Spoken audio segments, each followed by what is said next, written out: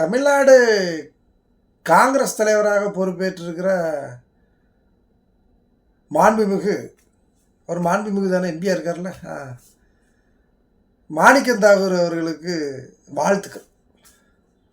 எப்படியோ என்னத்தையோ பேசி கீசி ஆச்சு கீச்சு நான் தான் வீடுறேன், நான் ஜெயிலுக்கு போகிறேங்கிற மாதிரி இந்த வடிவேல் போவார் இல்லையா, என்னத்தையோ காமெடி பீஸாக இருந்தாலும் என்னத்தையாவது பேசி கீசி நினச்ச இடத்துக்கு வந்துட்டீங்க. தமிழ்நாடு காங்கிரஸ் கட்சியினுடைய தலைவர். இப்போ என்னென்னா, அவர் வந்த உடனே ஒரு ஸ்டேட்மெண்ட், நான் அடித்தா தாங்க மாட்டேன், 4 மாதம் தூங்க மாட்டேன், வீட்டு போய் சேர மாட்டேன் அப்படிங்கிற மாதிரி வந்த உடனே அடிக்கிறத பற்றி பேசுகிறார். அடிச்சா திருப்பி அடிப்போம். தமிழ்நாடு காங்கிரஸ் கட்சிக்கு தலைவராக போட்டாங்களா இல்லை தமிழ்நாடு கராத்தே சங்கத்துக்கு தலைவராக போட்டாங்களா அவங்கள? வந்த உடனேயே அச்சா திருப்பி அடிமா, திமுகவாக இருந்தாலும் சரி, அண்ணா திமுக தான், பிஜேபியாக இருந்தாலும் சரி. அடேங்க அப்பா, இவ்வளோ பெரிய வீரன் இவ்வளோ நாள் ஒளிஞ்சு கிடந்திருக்காரு, ஒளிச்சு வச்சுருக்காங்களே காங்கிரஸில். சார் முன்னாடியே கொடுத்துருந்தா எப்படியாவது ராகுல் காந்தி பிரதமர் ஆக்கிப்பார் போலே இவர். இவரெல்லாம் வந்து தமிழ்நாட்டில் வைக்காங்க, எங்கிட்டாவது அங்கிட்ட வெளியில் நார்த் இந்தியா கீர்த்தியெல்லாம் கொண்டு போய் சும்மா அடிக்க சொல்லுங்கள், அடித்து ஆட சொல்லுங்கள். மோடி அமித்ஷா அவங்களாம் சும்மா அடித்து ஆட சொல்லுங்கள். அப்படின்னா தானே அவங்க தலைவர் பிரதமர் ஆக முடியும்.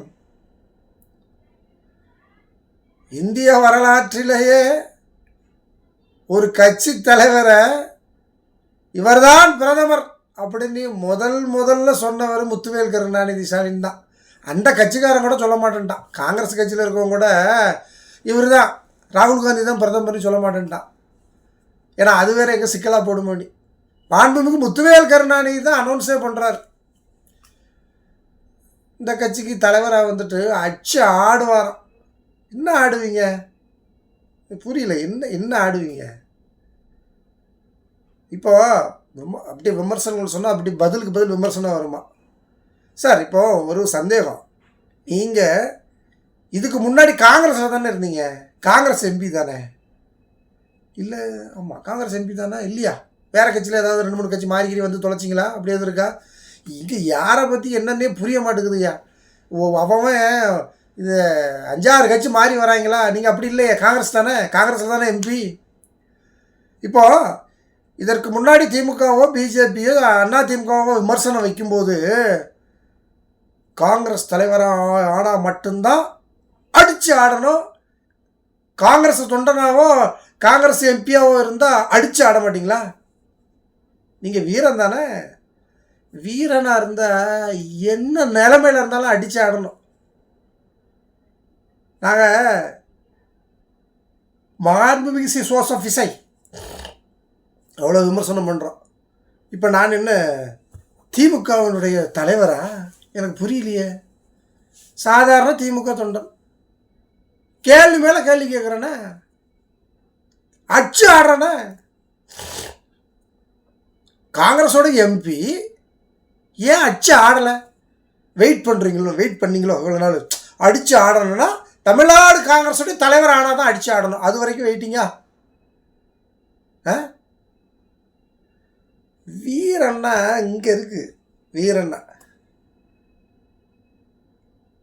எங்கே இருக்குது? தலைவர் போஸ்டிங்கில் வீரன் இல்லை, இங்கே இருக்குது, நெஞ்சில் இருக்குது வீரம். எந்த நிலைமையில் இருந்தாலும் அடித்து ஆடணும், அதுதான் முக்கியம். சாதாரணமாக ஒரு ஓலை குடிசையில்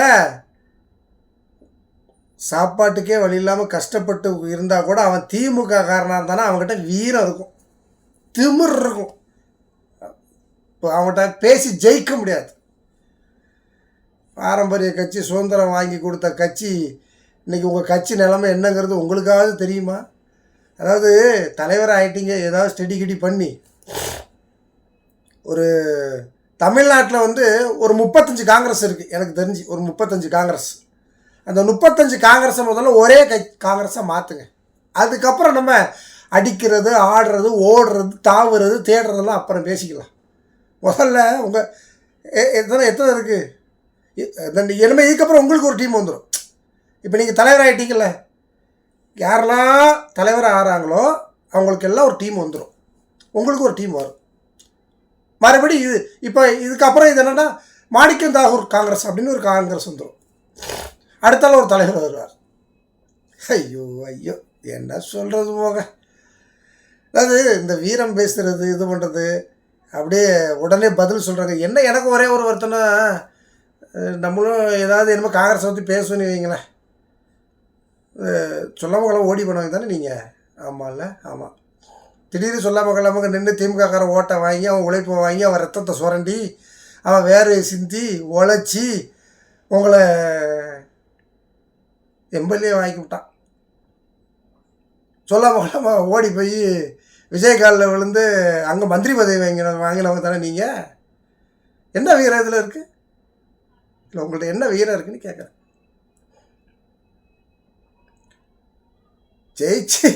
ஜெயிச்சு மாண்புமிகு ஸ்ரீ ஜோசப் விஜய் அவர்கள் டெல்லிக்கு வராரு, மோடியை பார்த்துட்டு திரும்பி வந்துனே இருக்கிறாரு. உங்கள் கட்சிக்கார தலைவரை ஒருத்தரை கூட எட்டி கூட பார்க்கல, மனுஷனை மதிக்கல. என்ன வாயிங்க அப்படியே அடிச்சு ஆடிடுவார். அடிச்சு ஆட வேண்டியதானே அடிச்சு. உங்களை பற்றி பேசுனா உடல்நிலை கூட ஒத்துழைக்க மாட்டேங்குது. இவ்வளோ நாள் திமுகவுக்கு பிடிச்சிருந்த சளி போன மாதிரி நமக்கு சளி பிடிச்சிக்கிடுச்சு. இந்த சளியை நம்மளை விட்டு போனோம். அதாவது கொஞ்சமாவது நன்றி உணர்வு இருக்கா மாணிக்கம் தாகூர் அவர்களை? இப்போ அதாவது உங்கள் 4 எம்எல்ஏ உங்கள் எம்பி எல்லோரும் ரிசைன் பண்ணுங்களேன். திமுக ஓட்டிருக்கியா, ரிசைன் பண்ணுங்க. இந்த உடம்புல ஓடுற இந்த ரத்தத்தில் லேசாக பாய்சன் கலந்துருச்சியா? இப்போ நீங்கள் அப்படித்தானே சொல்கிறீங்க. திமுக அது ஒரு தீய சக்தி அப்படின்னு தானே சொல்கிறீங்க. அந்த தீய சக்தி உங்கள் நீங்கள் நல்ல சக்தி உங்கள் உடம்புல கலந்துருச்சு. ரிசைன் பண்ணுங்களேன். ரிசைன் பண்ணி இன்னைக்கு கொஞ்சம் ஜெயிச்சு காமிக்க பார்க்கலாம். காங்கிரஸுக்கு எவ்வளோ ஓட்டு அப்படியே மலையாக குமிஞ்சு ஓட்டு கொட்டியிருந்த பார்ப்போம். திராவிட முன்னேற்ற கழகம் தனிச்சு நின்றாலும் ஜெயிக்கும்.